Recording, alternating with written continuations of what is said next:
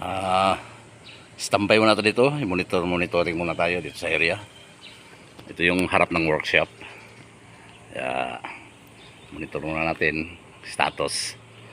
Tsaka yung mga gamit na nasa labas, intact naman eh. Unang minomonitor ko itong pressure washer eh. Ito, okay naman.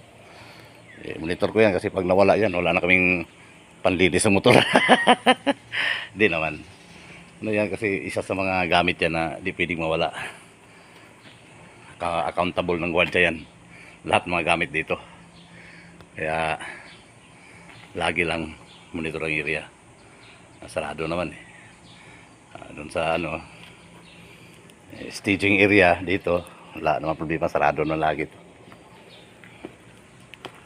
Kaya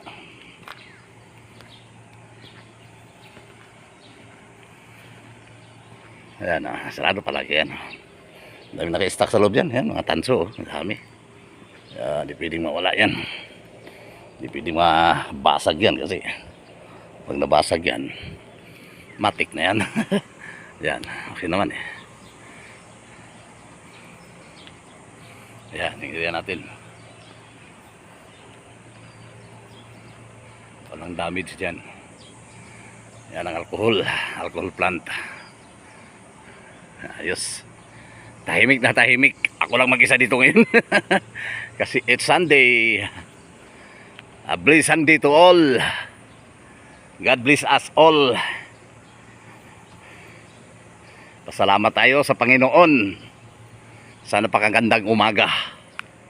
Masarap talaga ang buhay pagkasama mo ang Panginoon. Thank you.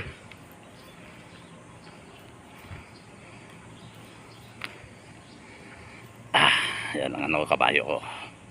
Tayo. Balik na tayo sa pwesto. Okay. Magandang umaga sa lahat.